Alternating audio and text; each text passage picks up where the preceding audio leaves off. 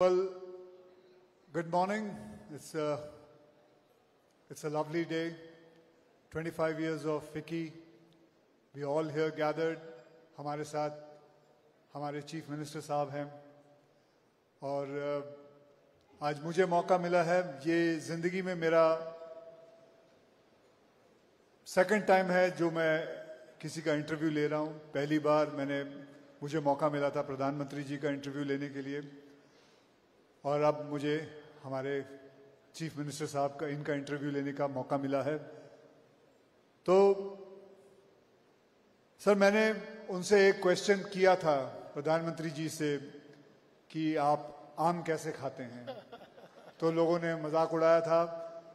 लेकिन सर, मैं नहीं सुधरूंगा. आप नागपुर से हैं और Nagpur is very famous for the mangoes. तो सर, मैं आपसे ये पूछना चाहता हूँ, आपको नॉट मैंगोज, ऑरेंजेस, तो आपको सर ऑरेंजेस अच्छे लगते हैं? बिल्कुल अच्छे लगते हैं, बहुत अच्छे लगते सर, आप उसे वो कैसे खाते हो? छील के खाते हो या उसको जूसर में डाल के जूस पीते हैं? मैं आपको एक नई पद्धति बताता हूँ. ये जो ऑरेंज होता है ना, उसको पील किए बिना यू जस्ट कट इट और उसको कट करके दो भागों में आप कर दीजिए. उसके ऊपर थोड़ा नमक डालिए. मतलब उसको पील करके? हाँ, ना ना ना ना ना, जस्ट काट दीजिए. ओके. जैसा कि वैसा उसका वो कवर सब रहने दीजिए. Don't peel it. उस पर थोड़ा नमक डालिए और फिर जैसे आम खाते हैं वैसे उसको खाइए. कवर मत खाइए. उसका जो जूस है उसको आप खाइए और चूसिए. देखिए, एक अलग ही आपको फीलिंग आएगा ऑरेंज खाने का. ये सिर्फ ओजी लोगों को मालूम है जो नागपुर से है. They only know it how to eat. So that's great. तो आज एक समथिंग नई चीज सीखने मिली है. So I'm surely going to try this. So sir, second question की तरफ चलते हैं सर. सर, मैं इस फिल्म इंडस्ट्री के अंदर I've been an actor और सर आप जो हैं वो पॉलिटिक्स के दुनिया के स्टार हैं. सर, आप बताइए कोई ऐसी फिल्म जैसे कि मैं किसी पॉलिटिशियन को देखता हूं, कभी उनसे इंस्पिरेशन लेता हूं. सर, आपके लिए कोई ऐसी फिल्म या कोई ऐसा इंसान हो जिसको आपने इन्फ्लुएंस किया हो आपके लीडरशिप के लिए, जो फिल्म इंडस्ट्री के अंदर हो? देखिए, पहली बात तो यह है कि फिल्म जो हमको इन्फ्लुएंस करती है वो not as a leader but it influences हमारी जो संवेदनाएं होती है, जो एक ह्यूमन फीलिंग होता है हमारा, उसको फिल्म्स जो है वो एक प्रकार से प्रभावित करती है. तो ऐसे कई फिल्मों ने मुझे प्रभावित किया है. लेकिन जहाँ तक आप पॉलिटिक्स की बात करेंगे तो एक फिल्म है जिसका मैं जिक्र करना चाहूँगा कि उस फिल्म ने मुझे प्रभावित तो किया, लेकिन उस फिल्म ने मेरे लिए इतनी समस्याएं बढ़ाई. और वो फिल्म है नायक. हाँ, उन नायक फिल्म में अनिल कपूर जी एक दिन के चीफ मिनिस्टर बनके दिन भर में इतने काम कर देते हैं. तो अब मैं कहीं पर भी जाता हूं तो लोग मुझे कहते हैं नायक जैसा काम करो. देखो, एक दिन में कितना उन्होंने कर दिया, कैसे एक दिन में उन्होंने दुनिया बदल दी. तो मुझे एक दिन अनिल कपूर जी मिल गए. मैंने उनको कहा, क्यों बनाई हुई नायक? आप नायक और हम नालायक, ऐसा लोगों को लगने लग गया. एक दिन में इतनी सारी चीजें कैसे आपने कर दी उसके अंदर. तो मुझे ऐसा लगता है कि एक बेंचमार्क सेट करने का काम उसने किया है. बट अदरवाइज मुझे ऐसा लगता है कि फिल्मों ने एज ए ह्यूमन मेरी फीलिंग्स को शेप करने के लिए, मेरी इमोशंस को शेप करने के लिए, और हमेशा चूंकि कोई भी फील्ड ऐसा होता है कि जिस फील्ड में आप बार बार अगर कोई काम करते रहते हो तो कई बार आपकी इमोशंस जो है वो थोड़ी डीम होती है जी. थोड़ा आप यूज्ड टू हो जाते हैं. तो उन इमोशंस को जिंदा रखने का काम ये फिल्मों ने किया है. और मैं ऐसा मानता हूं कि फिल्म देखने के बाद मैं वही एक नॉर्मल आदमी बन जाता हूं जो मैं सालों से हूं. सर, आपने जैसे बताया कि नायक फिल्म के अंदर अनिल कपूर जी एक दिन के लिए चीफ मिनिस्टर बन जाते हैं. सर, अगर आपको मैं पूछूं कि एक दिन के लिए आप फिल्म के एक डायरेक्टर बन जाएं और फिल्म का नाम हो महाराष्ट्र, तो पहला सीन आप क्या पिक्चराइज करेंगे? मुझे ऐसा लगता है कि अगर महाराष्ट्र पे फिल्म बनती है तो पहला सीन होगा जिसमें छत्रपति शिवाजी महाराज ये राज्याभिषेक के लिए बैठे होंगे और इतने सालों की गुलामी के बाद फिर एक बार स्वराज्य का निर्माण, यही उसका पहला सीन होगा। वाह। तो सर मैं आपसे एक और चीज पूछना चाहूंगा, जैसे बॉलीवुड में हमारी हिंदी फिल्म इंडस्ट्री में रियल हीरोज दिखते हैं, आपके हिसाब से पॉलिटिक्स के रियल हीरो कौन है? देखिए, आज अगर हम लोग भारत को अगर हम देखें तो भारत के इस पूरे पॉलिटिकल हिस्ट्री में हमको रियल हीरो के रूप में हमारे प्रधानमंत्री नरेंद्र मोदी जी दिखाई देते हैं। और वो इसलिए दिखाई देते हैं कि he has walk the talk. जो चीजें हम लोग कहते थे, भारत से गरीबी हटाओ का नारा ये लगातार लगता रहा, लेकिन 10 साल में 25 करोड़ लोगों को गरीबी से बाहर निकालने का काम ये मोदी जी ने करके दिखाया। हम लोग फ्रेजाइल 5 इकोनॉमी से फर्स्ट 5 इकोनॉमी में आए। अब हम दुनिया की चौथी सबसे बड़ी अर्थव्यवस्था बन गए, जल्दी ही तीसरी सबसे बड़ी अर्थव्यवस्था बन रहे।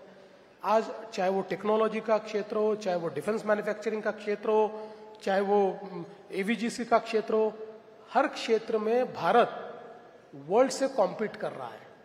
तो मुझे ऐसा लगता है कि हमेशा हम लोग जब छोटे थे तब से हम कितने महान थे इसकी कहानियां सुनते आए, लेकिन हम महान कब बनेंगे ये हमको कोई बताता नहीं था। Now we know that we are on the path. 2047 में विकसित भारत, ये महान भारत का चित्र अब हमारे सामने है और उस चित्र को लाने वाले हमारे प्रधानमंत्री नरेंद्र मोदी जी हैं। बहुत खूब सर, बहुत बढ़िया सर, बहुत बढ़िया। तो सर बताइए, आज ये फिक्की का प्रोग्राम है, तो इसके अंदर एक ऐसा प्रश्न पूछना चाहता हूं सर आपको कि अगर आपको एक एलिवेटर पिच, यानी कि एक क्विक लेकिन जबरदस्त पिच देनी हो कोई इंटरनेशनल स्टूडियो को महाराष्ट्र में बिजनेस करने के लिए, तो वो पिच क्या, वो क्या बात आप उनको कहेंगे कि वो इंटरनेशनल स्टूडियो यहां आए? मैं उनको ऐसा कहूंगा कि महाराष्ट्र में इतनी बड़ी लीगेसी है कि हमने दादा साहब फाल्के से लेकर तो आज के कंटेंट क्रिएटर तक जो हमारी ओजी पोजीशन है वो कभी छोड़ी नहीं है। और इसलिए महाराष्ट्र ही ऐसी जगह है जो इन रियल सेंस एक एंटरटेनमेंट का कैपिटल है, ये कंटेंट का कैपिटल है। और इसलिए if somebody wants to come, somebody decides to come, they should come to Maharashtra, क्योंकि यहाँ पर केवल इकोसिस्टम नहीं है, यहाँ पर वाइब्रेंसी है, यहाँ पर लोग ऐसे हैं कि जिन्होंने सिनेमा को जिया है, जिन्होंने सिनेमा के जो अलग अलग एंगल्स होते हैं, सिनेमा में जो अलग अलग रोल्स होते हैं, बिहाइंड द सीन जो रोल्स होते हैं, इन सबको जीने वाली पीढ़ियां ये महाराष्ट्र में मौजूद है। इसलिए आप महाराष्ट्र आइए, ये मैं पिच करूंगा। सर मैं आपको बताऊं, 4 दिन पहले मैं कोलाबा जा रहा था जूहू से, और मैं करीबन 35 मिनट में पहुंच गया। And that is due to the infrastructure what you have created in Maharashtra. मुझे याद है कोलाबा में शूटिंग होती थी, मैं जूहू पे रहता हूं, मैं शेव करके निकलता था, वहां पहुंच के मुझे फिर शेव करना पड़ता था, इतना वक्त लग जाता था। तो अब मैं बहुत जल्दी पहुंचने लग गया हूं। आपने साउथ बॉम्बे पहले अलग होता था, नॉर्थ बॉम्बे अलग होता था, आपने इन दोनों बॉम्बे को मिला दिया, दोनों मुंबई को मिला दिया, and now we are one Mumbai because of the infrastructure what you have created. तो ये इस पे तो आपने सर इतना बढ़िया काम कर रहे हो और हो रहा है।